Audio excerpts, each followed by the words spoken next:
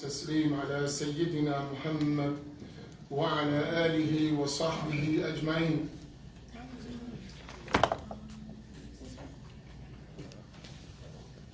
Assalamu alaikum wa rahmatullah. Wa alaikum salam wa rahmatullahi wa barakatuh. I welcome all of you to Masjid Muhammad for our third part in this series entitled Exploring the Creed of the Salaf. And alhamdulillah, we went through two sessions already in which we sort of laid some foundational points about this subject. And alhamdulillah, after reviewing and listening to many discussions, I realized a few things that we need to do. And one of our Imams said to me today, I like this. He said, we don't want slogans, we want knowledge. Right? It's kind of important. When we talk about Allah subhanahu wa ta'ala, we don't just want to say, I know Allah is not like His creation and that's it. We want you to understand what that means and then be able to articulate that, right? Because we live in a time where vile innovations in the creed are well spread among the people. In fact, most people, whether they were born Muslim or new Muslims in this country, their first introduction to Islamic creed is in a way that is not the traditional classical way of learning Islamic belief. Unfortunately. So that means we have a lot of work to do to level the playing ground, if I can use that expression. And it is important that a group among us are able to articulate the creed of Ahl Sunnati wal Jamaa'ah in a way that is comprehensive and understandable to those whom they come in contact with, right? Whether it is Muslim or non-Muslim. And the other thing that I discovered since this first session, which was in December, that the term as-Salaf is totally misunderstood among people. And the reason being, because modern day factions, particularly one, have hijacked the term Salaf. So that when a person thinks Salaf, they don't think of the Salaf as was understood from the hadith of the Prophet sallallahu alaihi wasallam. They understand it from a modern day faction that selected that name or an adjective describing the name solely for themselves and not to be used by others. And so with those two things, that means people would mix who the Salaf is, and they would take people and their understandings as the Salaf, but not knowing that those ideas are totally in contradiction to the way of as-Salaf. So, I want to repeat quickly, and everyone should have this handout. It's up there, so we can go over the points. It's at the front desk. The Salaf, we mentioned the hadith of the Prophet sallallahu alaihi wasallam, which was related by Al-Bukhari, in which the Prophet ﷺ, he said that the best of people are my generation, and those who follow them, and then those who follow them. So what is understood from this is that those first three succeeding generations after the Prophet ﷺ, they are the best of the Muslim nation. And when we talk about the Salaf, that's who we're talking about, right?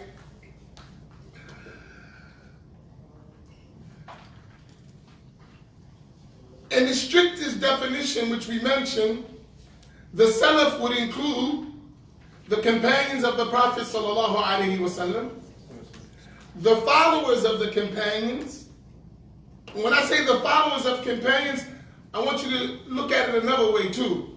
These are the students of the companions, right? So they wasn't just like people who followed, no, they were their students.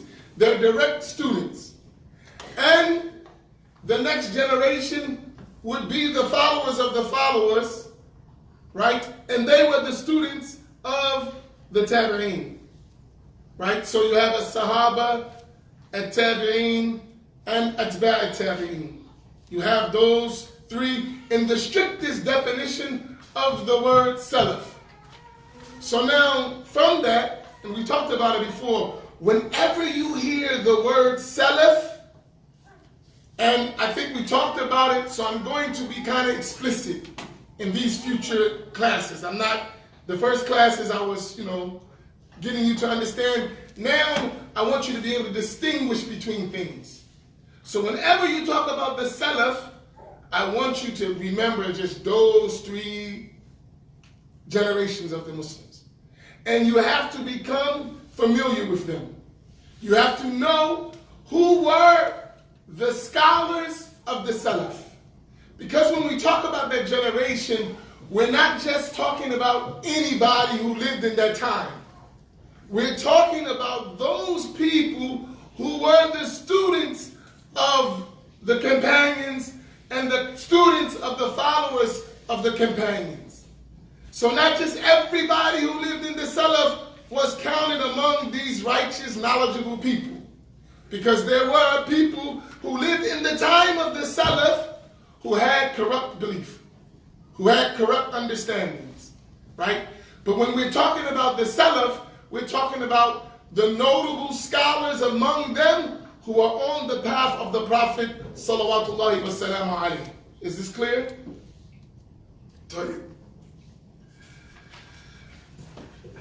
When we talk about the Salaf in terms of the creed, I gave you two methodologies of the Salaf in understanding the attributes of Allah. The attributes of Allah subhanahu wa ta'ala. The first, and you will find that at the bottom of page 2.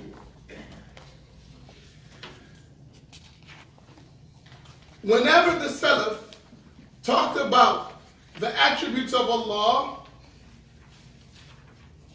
they had, and I'm talking about the majority of them, the concept of mentioning these attributes as they came in the Islamic text. When I say the Islamic text, I mean the verses of Al-Quran and the ahadith of the Prophet salawatullahi wassalamu alayhi. That's what I mean by the Islamic text. So whenever there were attributes mentioned in the Quran, the attributes attributed to Allah subhanahu wa ta'ala, or in the hadith of the Prophet sallallahu alaihi wasallam, the majority of the Salaf had the approach to dealing with those verses as reciting them as they came in the text and negating any resemblance to created things and leaving the meaning of those words or those attributes, their real meaning, the meaning, what they mean from the side of Allah subhanahu wa ta'ala to Allah. Is that clear? Very clear. Okay. Sorry. Then there was an approach, so that's the majority of the Salaf.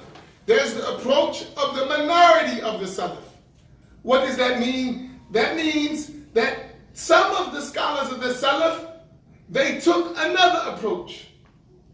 which that approach was that they recited those verses or those ahadith that talked about the attributes of Allah, and they negated any non-befitting meaning that relates them to Allah while giving a detailed explanation of those attributes other than their apparent meaning that fit within the Arabic language and befitting to Allah subhanahu wa ta'ala. Right? The first type of methodology of the Salaf, which is the majority of them, is called at-tafweed, right? At-tafweed.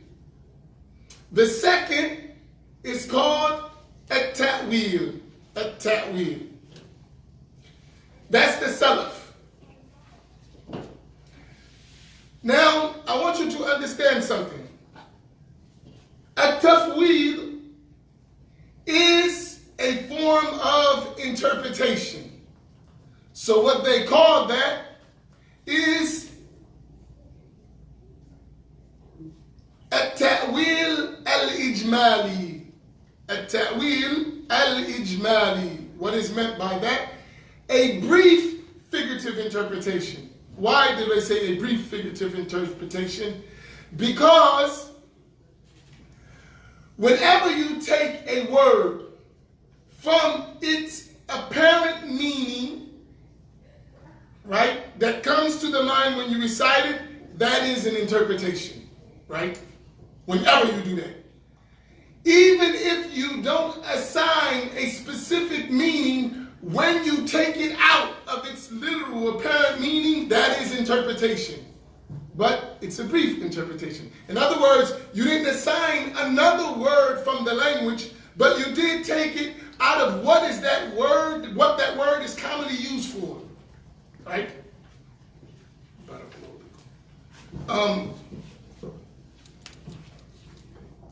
So that's called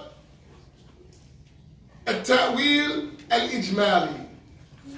The second, which we just say at-ta'wil when we defined it, is at-ta'wil at-tafsili. That is a detailed interpretation.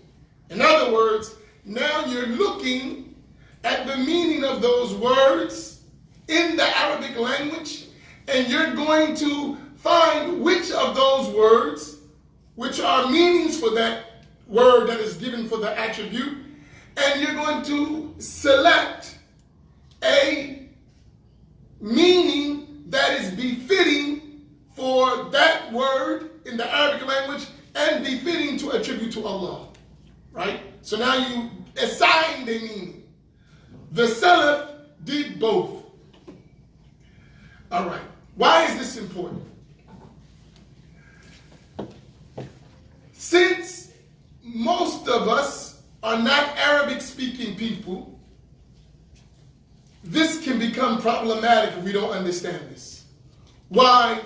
Because as English-speaking people, our exposure to the verses of the Quran and the hadith of the Prophet ﷺ are mainly by way of translation. Right? And translation is not revelation. Do you have that? Write that. It's extremely important. Translation is not revelation. So once you take a word out of the Arabic language as it was revealed to the Prophet salawatullahi wassalamu alayhi, it is no longer considered revelation. Once you take a hadith of the Prophet sallallahu alayhi wasallam outside of the Arabic language, it in itself is no longer the words of the Prophet Muhammad salawatullahi wassalamu alayhi. And so what do we have when it comes out of that language? We have a translation of the meanings of the verses of the Quran and the statements of the Prophet sallallahu alaihi wasallam. Why is that important? To understand that. Because whenever you have a translation you are, by necessity, bound by two things. Number one, the linguistic skill and knowledge of the translator. Number one. In other words, when someone translates, you're hoping that they are good in the language they're translating from and the language they're translating into. Two aspects. You need to understand this. Why? Because when we talk about the Quran and the Hadith, many times people going to quote, and they're not quoting what Allah said, they're quoting the meaning that was given to them through a translator. And that meaning in and of itself is going to depend on the strength of the language of that translator. So we're talking about the Quran, that means his language in Arabic, his strength in the Arabic language, and his strength in the English language. And I should emphasize this. Not everyone who speaks Arabic well. Not everyone who speaks English, like myself, speaks English well. No, seriously, right? And so we talk about just the language, your own natural, your own original language that you speak from birth. People are not necessarily strong in those languages. And now you're going to take from your weakness in your language and take it to another language who is not your original language. It can be very difficult. So keep that in mind when we're dealing with the translation. Secondly, the other thing that you're going to be bound by is the religious understanding of the sciences or the Islamic sciences from which the translator is translating in relation to. So if he's talking about the attributes of Allah, for instance, what we're having this conversation right now, how strong is his understanding of religious tenets of faith? AQEEDAH, the science of Rasul-ud-Din, right? So for instance, if you get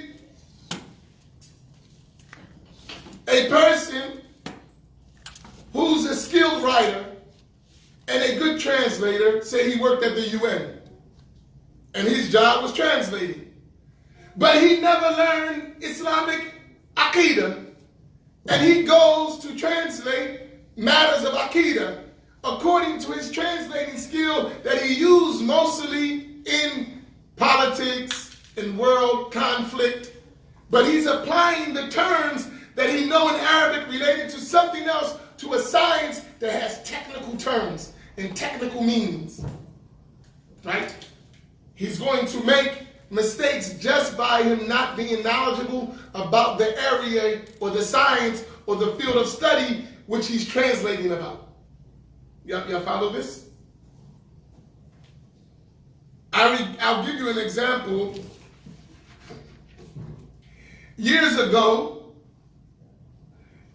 myself and another student were translating a book from Arabic on the seerah of the Prophet ﷺ with one of my teachers. We were under his supervision. He was actually leading the task and we were assisting him. The translator of the book knew Arabic well, very educated in Arabic and English, but didn't know certain technical terms that was mentioned by the author in the book of seerah. So she translated those words literally and changed the whole meaning of what the author was talking about. So even though we were just reviewing the translation, at many places we had to totally retranslate. Because the author originally didn't understand the technical terminology that was used by the original writer in the Arabic language. Right? So this happens.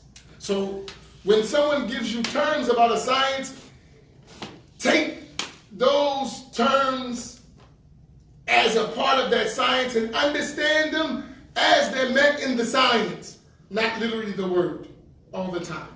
So that's why literal translations can sometimes be extremely problematic. Y'all follow me?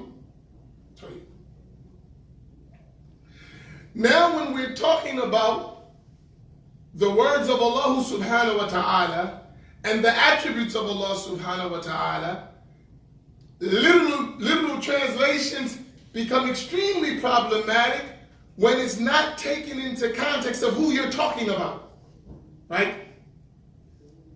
So the Salaf,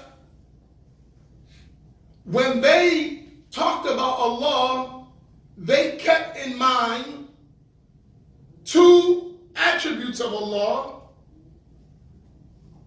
which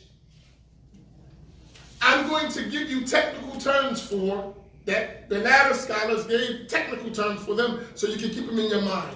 Because it's extremely important for you to follow the path we're taking so you can understand where we're going to be at, right? Because I'm going to give you a lot of technical information, so you got to have a certain foundation to follow. Number one is the attribute that is obligatory for everyone to know about Allah, called AQEEDAH. AQEEDAH. That's AL-QIDAM.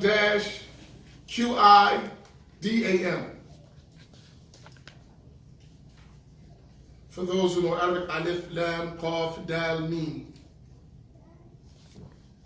AQEEDAH. What does that mean? AQEEDAH is the attribute of Allah which indicates that Allah subhanahu wa ta'ala has no beginning to his existence.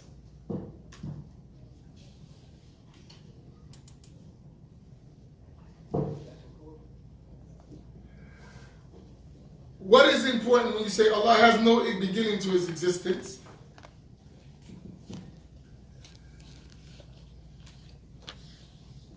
Allah said in the Quran, وَهُوَ الْأَوَّلُ وَالْآخِرُ.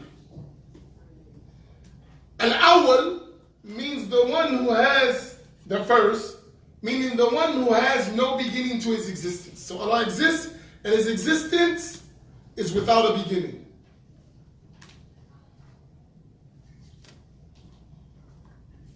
Please keep this in your mind. It's extremely important. Don't overlook it. Allah is al-awwal. He has no beginning to his existence. And Allah subhanahu wa ta'ala is the only one who exists with that attribute. Only Allah. The Prophet sallallahu alayhi wa sallam, he said in the hadith, and I gave you this hadith before, but I need you to focus on these two things. So that's the Quran, وَهُوَ الْأَوَّلُ وَالْآخِرُ. And then he's the first, has no beginning to existence, and the last has no ending to his existence. And the Prophet ﷺ said in the hadith related by Al-Bukhari and Al-Bayhaqi and others, the Prophet said, كَانَ اللَّهُ وَلَمْ يَكُنْ شَيْءٌ غَيْرُهُ. كَانَ اللَّهُ, Allah existed without a beginning. وَلَمْ يَكُنْ شَيْءٌ غَيْرُهُ. And there was nothing else. Please, please, please, please, please keep this in your mind. That means everything other than Allah has a beginning. Everything other than Allah has a beginning.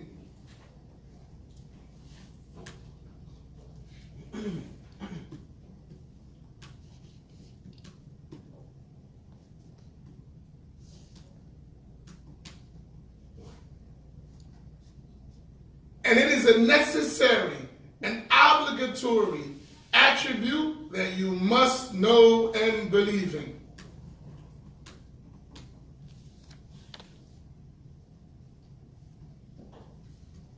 Let's expound on that. It's extremely important. Only Allah existed. There was no heaven, no paradise. no angels, no jinn, no human beings, no throne, no kursi, no light, no darkness, no animals, only Allah. We all would understand from that, none of us can imagine such a state, right? None of us can imagine when there was nothing, not even our imaginations. You follow? It's extremely important. Only Allah subhanahu wa ta'ala.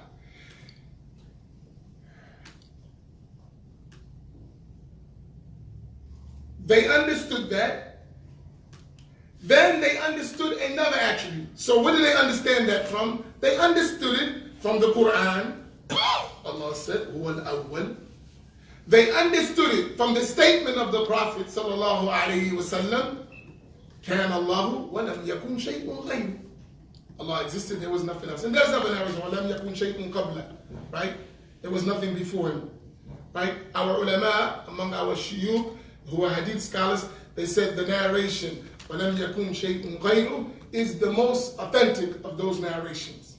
The most strong in the narration. Because sometimes in the hadith, and this is extremely important, pay attention, just write it as a side note for you. If you only know one hadith or one narration of a hadith, don't make judgments so fast. Because not every hadith was narrated exactly as the Prophet ﷺ said it. Some hadith were narrated by meaning. It's extremely important that you understand that. And there may be different wording to us a hadith that have a direct impact on how you understand and apply the hadith. Extremely important. So we're going to be talking about several sciences when we're talking about these issues. So the companions and the followers of the followers, they understood from that verse and that hadith and others similar, right? Where Allah said, and the Prophet used to pray,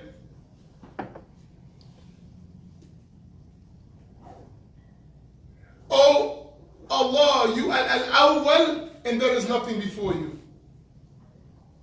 Anta al-awwal, wa la qablaka shay', and there is nothing before you." Right? So they understood from this that Allah has no beginning, and nothing exists in eternity, existed in eternity except Allah.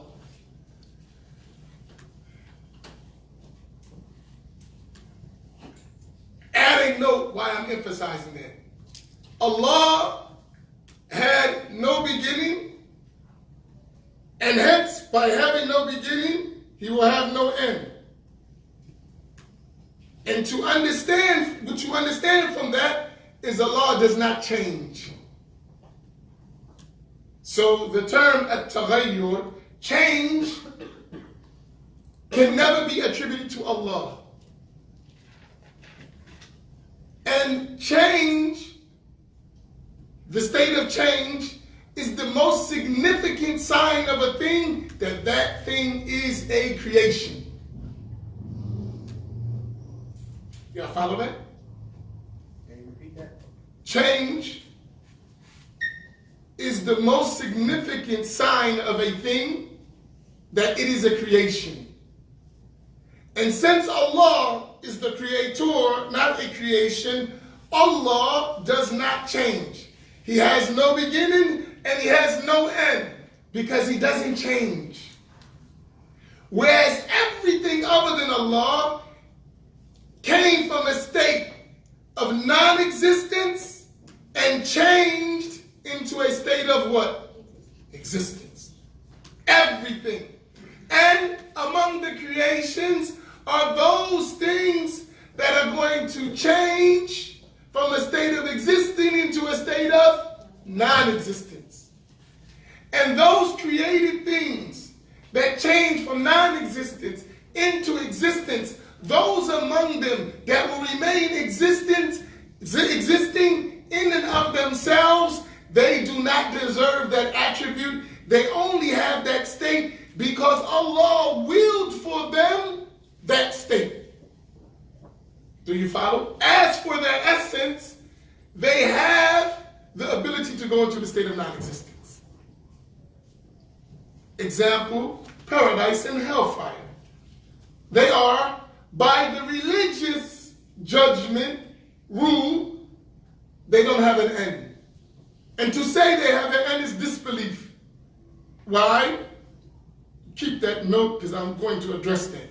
To say that the paradise and the hellfire, or one of them, will come to an end is kufr. It's disbelief. Just put that in your footnotes or wherever you want to put it. Hold that. We're going to address that later. Not today, but keep it in your note. Oh.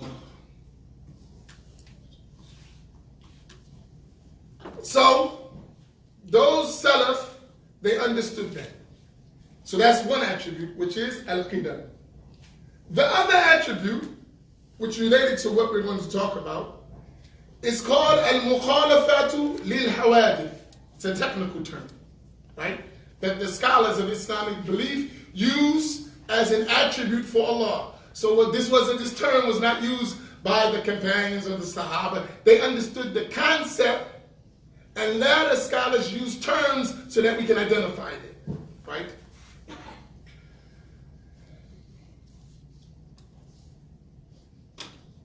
And everyone, in every science, in every Islamic study, they use terms to define concepts that were known among the Salaf that the Salaf themselves didn't use.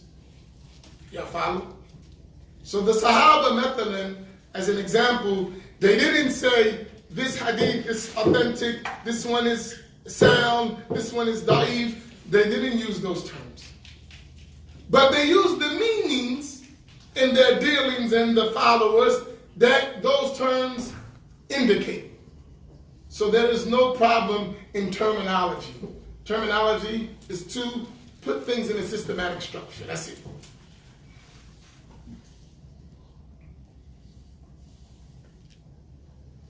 Al-mukhalafatu lil-hawadith, it means that Allah subhanahu wa ta'ala is completely different, unlike any of the created events.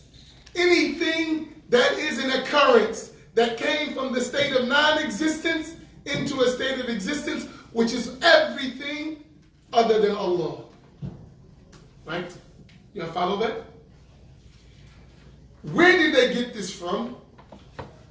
A principal verse in the Quran, which we all talked about, and is the most important verse that you should have, where Allah mentioned, لَيْسَ كَمِثْلِهِ شَيْءٌ وَهُوَ السَّمِيعُ الْبَصِيرُ. That no thing resembles Allah, and He is attributed with hearing and sight. That statement they understood as absolute, right? It is not restricted by anything else. Allah absolutely does not resemble anything among the created events. This sounds very simple, right? Doesn't it?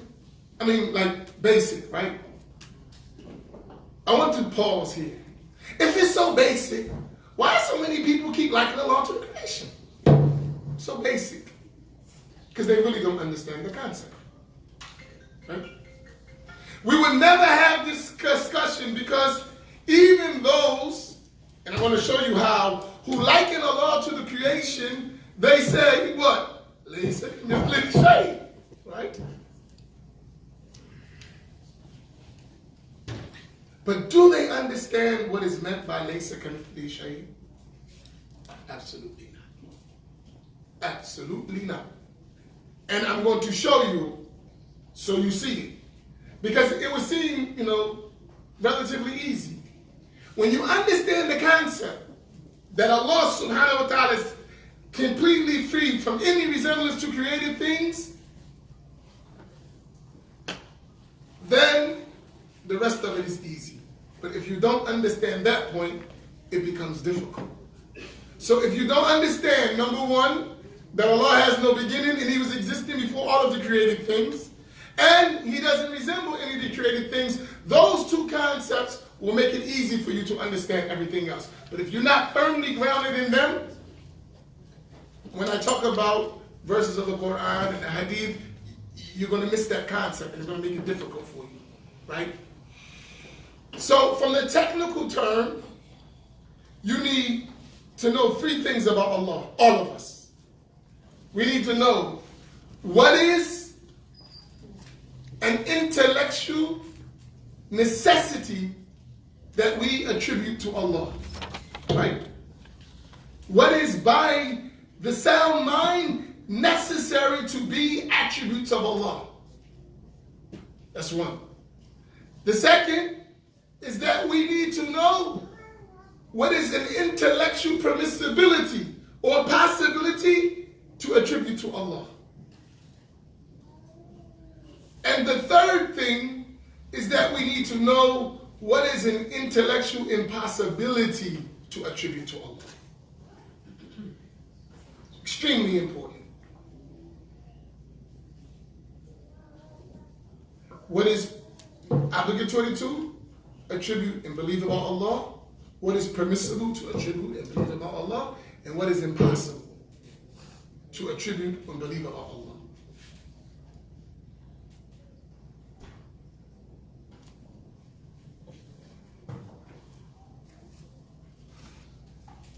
All right.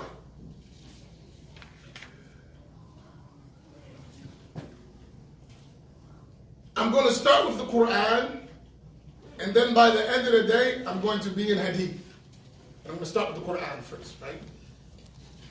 So, we took one verse, and let me quickly see if we followed what we did in the last previous two sessions, right? So this is a quick quiz.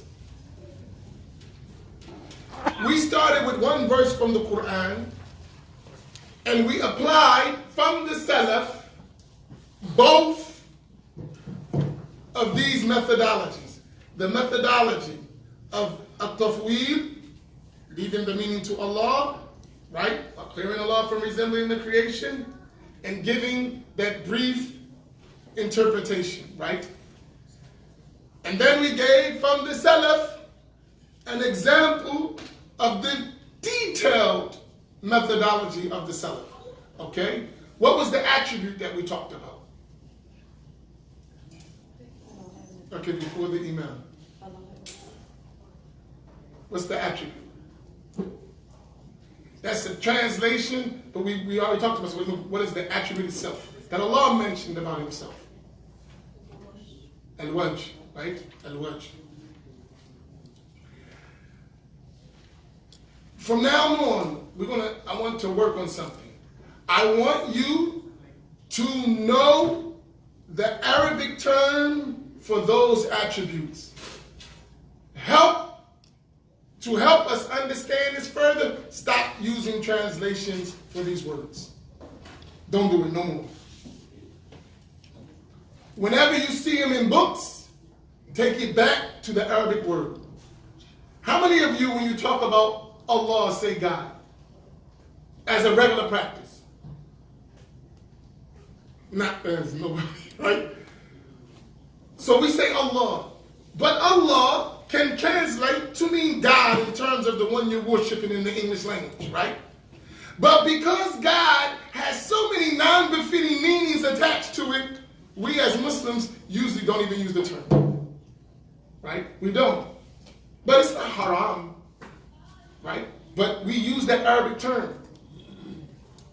We say Muslim, we don't say one of peace, one who surrenders or submits. We say Muslim, right? We say Islam. So we do use in our vocabulary Arabic terms and we understand them and leave them there. That's something we do. For things that are not necessarily so important, we use, but when we talk about Allah subhanahu wa ta'ala, we stick with translations when we talk about, and that's more important than the other stuff you're talking about. You're talking about Allah, right? And you get to get familiar with Allah. So from what we're going to start in the class, from now on, we're going to use the Arabic term, right? So no one will ever say among us, for instance, when they read the verse, what verse did we use? Surah Qasas. Verse number? 88. 88, which is, the verse is what? What's the verse? Everything will be destroyed. In Arabic. In Arabic, someone give me the verse. We wrote it, come on. Use your pad or your phone or your Quran. Come on, Surah 28, verse 88. Someone tell me the verse. Shoot, Sayyidi. Yeah, man. I'm not sure. How does it start in English? Everything will perish except the wajh of Allah. Right. كل شيء هالك إلا وجه. So Surah 28, verse 88, right? Allah said, everything will perish except His wajh, right? His wajh. The literal, most apparent meaning, that translated meaning that comes to you, or even in Arabic, when you hear wajh, is face. And when you say face, the literal meaning is a limb and an organ. That's the literal meaning. When any of us hear the word face, without any other thing connected to it, we're going to say it means a face, an organ, right? However, from the first attribute we talked about that the Sahaba understood is what attribute? The attribute of Al-Qidam. And since that literal meaning face is an organ, Allah subhanahu wa ta'ala existed before organs were in existence. So Allah tabarak wa ta'ala cannot be attributed with that meaning of organ. So it cannot mean that related to Allah. Right? Do you follow that? Okay. So how did the Salaf, using the first methodology, explain that verse? The first methodology I mentioned of the Salaf, which is the methodology of at-tawheed, leaving the meaning to Allah. So literally, right? Come on, help me out here. Okay, go ahead. They recited it, they affirmed it, and they negated any similarity to Allah, and that's it. Any similarity to the? Creation, and then they stopped. And stop. All right, follow that. So they read the verse, كُلُّ شَيْءٍ هَالِكٌ إِلَّا وَجْهَ. Right? They recited it. They affirmed that as an attribute of Allah. They negated any similitude between Allah and His creation related to that attribute, and then they stopped. Y'all follow that? And that is the majority of the Salaf. I'm just giving you this concept so you can follow it, because I want us, when we get these concepts, to be able to articulate it. Not I got it in my mind and it's there, but I want it to come out, right? So that's the methodology of who among the Salaf? The majority. The majority of the Salaf. Tayyib, since the majority of the Salaf, does that mean every one of the Salaf were like that? It's very important. Every one of the Salaf, they were not like that. So for an example, among the Salaf, who did the second methodology, which is the second methodology of what? Ta'wil. Right. So at tafweed, we said is at ta'wil ijmali. Which means, why is it ijmali? Why is it a brief interpretation? Because the literal meaning of wajh would be face. And you wouldn't have to negate anything, you would say wajh. But since we're talking about Allah, there is the taking it away from its literal meaning by negating resemblance to the creation. Because it's applying to Allah. So it is a brief interpretation. But the difference, you're not assigning a meaning. So from the Salaf were those who did the second, which is a ta'wil, meaning a ta'wil, a tafsiri, detailed interpretation. Who among them did it, and what did he say? All right, 1 second. Someone else? How many of you attended, that was asking, how many attended the first session on this class? Because there's a lot of y'all. All right, we got, I don't want to put them on the spot. I got bad email. Okay, go ahead. Are you referring to Bukhari? Okay, Al-Bukhari. He's also, in the broad meaning of a Salaf, okay, we'll take that. How did he describe it? So what did he do? He had that verse, right? What did he do? How did he deal with it? I believe he said it was a,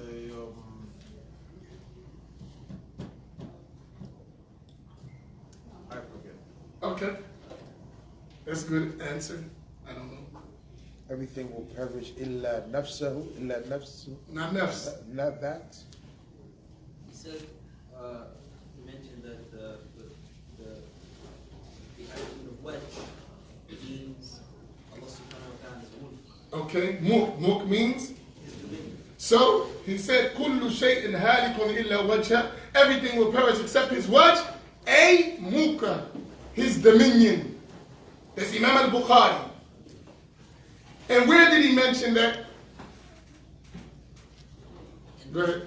His book of Tafsir. In his book, which book? Sahih Bukhari. Sahih al-Bukhari. In his book as-Sahih, in the section, the book of? Tafsir. In which bab? Under the verse? Surah Qasas. Verse number? 88. The last. كُلُّ شَيْءٍ هَالِكٌ إِلَّا وَجْهَهُ. All right, camera, I'm going to move. We were recording, and we looked at the recordings, and every time I get up, it's all blank. So we got to move the thing as we move. Right? So here, I want 3 things, right? Whenever you start quoting, even if we stop and do it, when you're talking about the verses of the Quran, so we mentioned Surah 28, verse 88, right? Surah Qasas, verse 88. And we mentioned the verse, right? Al-Bukhari, in his book, As-Sahih, right? So you can just say Sahih al-Bukhari. That's the book, right?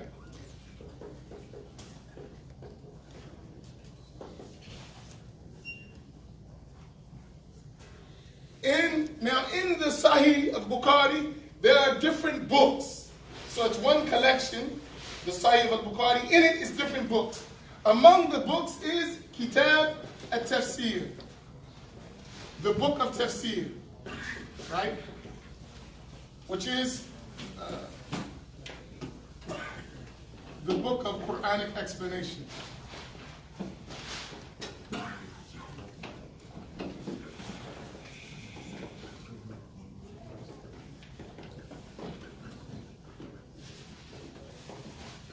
Right? And then under that, the verse 28, 88. Because he explains verses. He explains verses out of different surahs all the way through. When he gets to Surah 28, Surah Qasas, he goes to verse 88 and he mentions that. Right? So get in the habit, and we're going to take our time with it. So don't worry about if you get it. Even sometimes, let's get in the habit, we start quoting, we'll start remembering books. It's very important. Right? Because when you hear someone talking about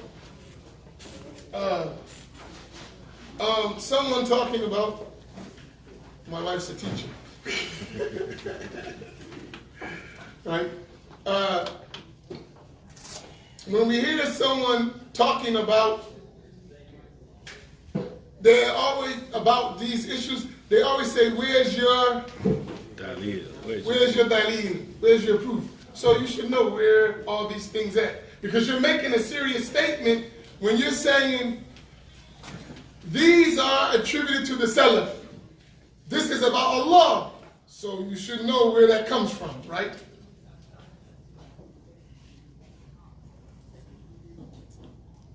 So you got the verse, and then you got the hadith, and Imam al-Bukhari did that. So what we said, that position was the position of the Salaf, just in one verse we're talking about. We proved it from the Quran, the attribute is mentioned. Then from the Sahaba we gave the first, and the companions and the Tabi'in, they had a position when it comes to tafweed, which was agreed upon, which is most of them. Then we had among the Salaf, not just Al-Bukhari and others, but Al-Bukhari, because this is Sahih Bukhari, who mentioned it, and mentioned an explanation. Now I want you to mark this, and I'll show it to you after the break. When you get your English translation of Bukhari, 9 volumes, how many has that? Okay, research. When you go to that commentary, the section of commentary Quran, and you go to that verse, you're going to notice that's not there in English. It's gone. But if you can read Arabic, you look over, you see that Al-Bukhari did say that. You always got to ask yourself a question. You're translating, why did you leave that out? It's only illa muka. A illa muka. 1, 2, 3 words. Well, why you couldn't translate that? Not difficult. Not difficult, very easy. So I made a point, last time, and it was a little clip that was on the Facebook. I said we have to be careful of translations. Just the translation, you're going to miss some, right? So we missed that. They left that all out. If the person is not a good translation, you're going to miss more. And if they got an agenda, you're going to miss a whole lot. Why is it leave out? 3 words? You translated 9 volumes, you couldn't get 3 words? I'm going to show you why they left it out. We learned this. It's an intention. And what you're going to do is equip yourself to unveil all of that. So we got that one verse, we got it, right?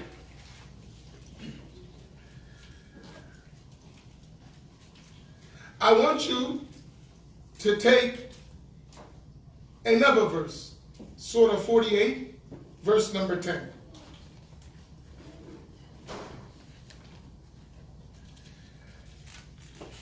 Allah says in that, it's along the verse, but the portion that I want you to focus on, Allah says, يَدَ اللَّهِ فَوْقَ أَيْدِهِمْ يَدَ اللَّهِ فَوْقَ أَيْدِهِمْ. And Allah attributes to himself the attribute of yad, right? So this one was the attribute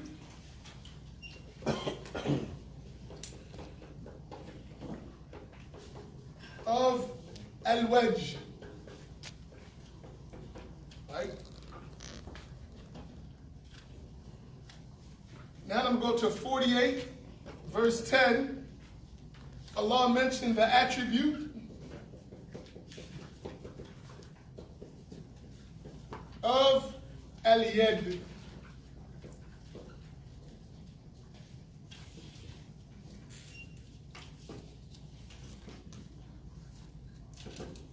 Right?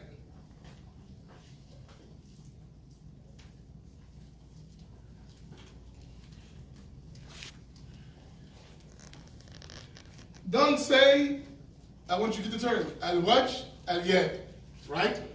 The verse, if you translate it, leading Allah's attribute as the attribute that Allah mentioned, yad Allahi fawqa aydihim.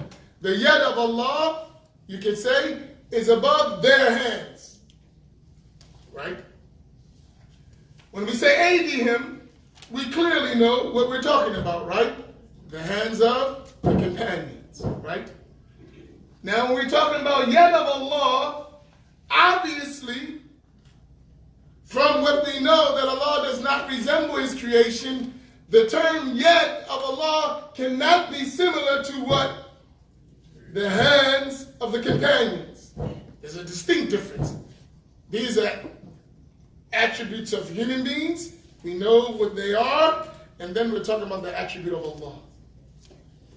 So you'll read in the Quran, Allah didn't say He has a hand. He said He has a?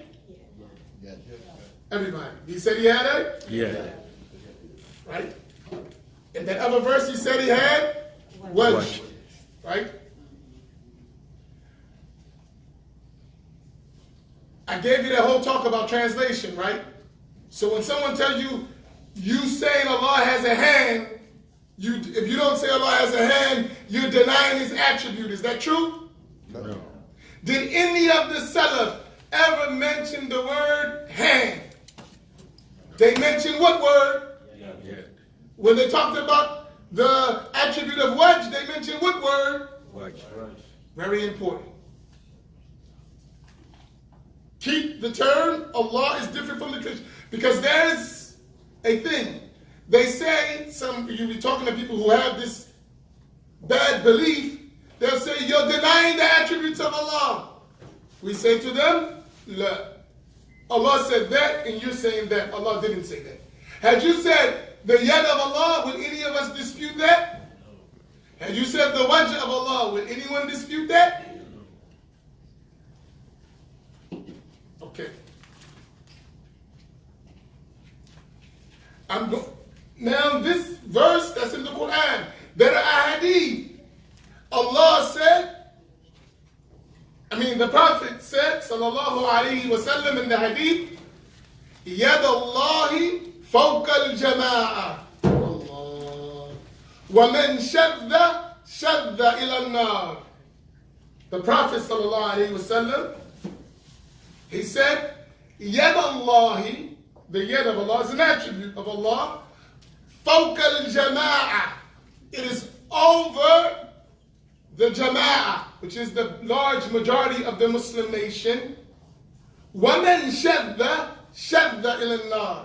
And whoever deviates from them, deviates towards the hellfire. That's very important. We understand the Jamaa'ah. Should keep that hadith. But, so the Prophet in the hadith mentioned the yad of Allah, and Allah mentioned in the Quran, yad. Yad Allahi fawqa aydihim, yad Allahi fawqa al-Jamaa'ah. Right?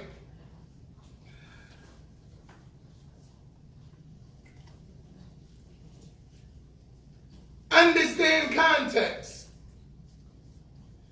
When he used yad Allah fawqa aydihim, we have a physical action from the companions. They're making bay'ah to the Prophet sallallahu alaihi wasallam. They put their hands with the hands of the Prophet sallallahu alaihi wasallam, right? Then there's the expression Yad Allah fawqa aydihim. When he say Yad Allah fawqa al-Jamaa'ah, there is just a group of people, and the Jamaa'ah is a whole body of Muslims, wherever they may be. If we literally understood this, subhanAllah, what do you turn Allah into if it meant hand? Because the Jamaa'ah, all over the globe, in every place Muslims may be. Right? You follow? But once you understand that as an attribute of Allah, that is without a beginning, like His self, then you don't have these problems, right? Because when you know that Allah existed before everything, even your imaginations, then your imaginations, cannot reach Allah or His attributes. That's why the Salaf were easy to be able to stop. Because we're talking about Allah, we're not talking about things we can imagine, right? I'm laying some principles. And all of this, you're going to see in the work of the Salaf. right? You're going to see it. I'm just laying down the foundation that I make sure we understand. What I'm going to do is I'm going to stop right here. No, I got one more verse. Sorry.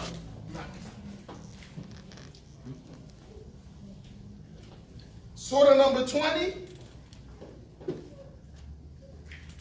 verse number 5. The attribute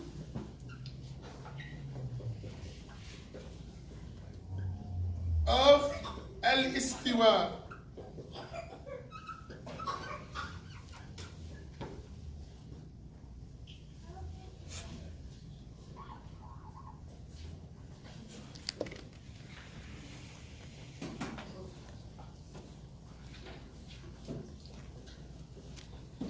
Right?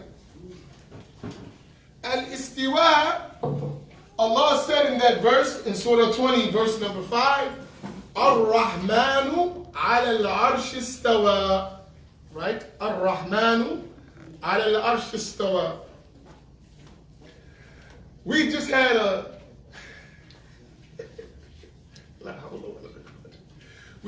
long discussion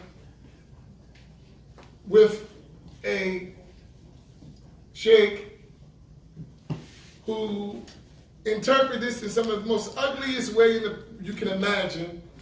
And the person was listening to this and reading it and still didn't see what was obvious standing right in front of his face. He took this verse to say Allah is in heaven giving orders just as the father sits in a chair and gives orders.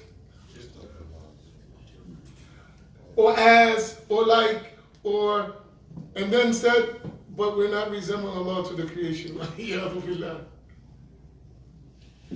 There's no comparison between Allah and a father. In no way. Right?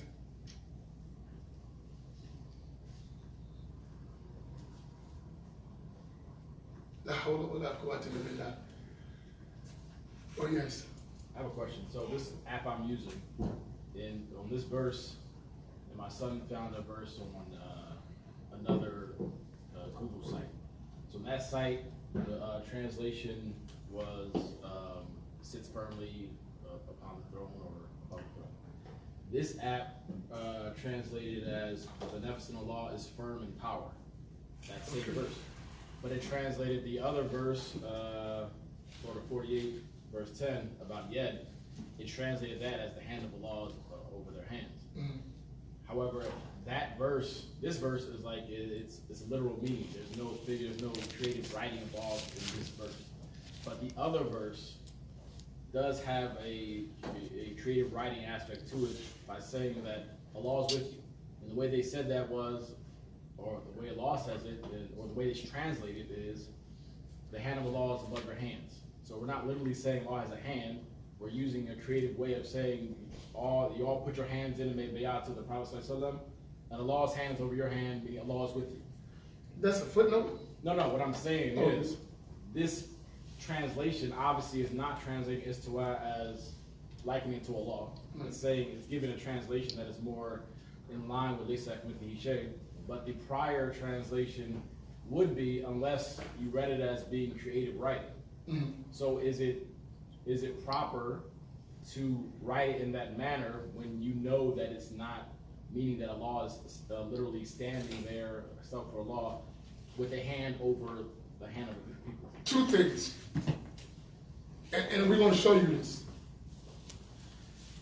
A base for everyone is the methodology, the first methodology of the Salaf, which is what? Tafweed, which is to read the verse as it is, right? Affirm it as an attribute of Allah, negate any resemblance to the creation, and leave the true meaning to Allah, right? So then in translation, you ain't going to have no translation. You'll just leave it as the attribute of Allah. Meaning, that's how you'll recite it and you'll understand it that way, right? That what you mentioned is a second aspect, and in the next class, I'm going to put this all out so I can go in detail. I'm going to give you something that will be very beneficial to you, right? And it's going to be related to Yad Allah Fawqa Aydihim, right? It's going to be related to that and how to understand it. The translation sit is going to be an example of what not to do, right? But istawa can have the meaning of jalasa, to sit. It can have that meaning, julus. It can have that meaning to who? Like that person said that the father is sitting on his chair.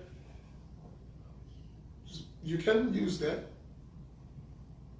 And he used it as an example in Arabic language. That I made istawa on the chair, which means I sat on the chair. He used that as an example. So, it's valid in the Arabic language. Is that valid for Allah? Why? Because Allah subhanahu wa ta'ala doesn't change. If one is in one state, and then you go from a state to another state, what is that? Change. And that is the most significant sign of a thing, that thing is a Creation. and Allah is not like his Creation. So that doesn't befit Allah. Right? It doesn't befit Allah at all. But if we took the mean power, that does befit an attribute of Allah. Right? Inna Allah ala kulli shay'in Qadir. Qadir. Allah is attributed with al-Qudra. And among those meanings can bear meanings like that in the Arabic language. But does that mean that is what Allah intended? No. But it is a possible meaning away from meanings do not befit Allah. Do you follow? Y'all follow that concept? Is it clear? Tell you. All right, what I want y'all to do, we're going to take let us take a 10-minute prayer break. We got to pray Dhuhr, right? Then I want you to come back, assemble. I want you to break into groups. I'm going to ask Imam Naeem and Imam Fahim to separate the brothers into two groups, right? We want 15 minutes. And I want them to explain all of what we covered in this session to make sure, so take them like, some come up here, you can turn your tables, chairs, right? And I'll go and work with the sisters so that I want everyone to explain in the way they understood just what we mentioned, right? It's extremely important. So we're gonna pray first, we're gonna come back, and I want these concepts, I want you to articulate them. And then y'all going to tell me who got it. And the one who has it best, let them explain it to everyone else. Right? We can do that. So we'll pray, and we'll take 15 minutes to do that. Inshallah. Sallallahu alaihi wa Muhammad wa ala alihi wa sahbihi wa sallam. Did everyone take good notes? No? Okay. Let's pray. Tawheed. Bismillah. We'll come back with a video for the second one, inshallah.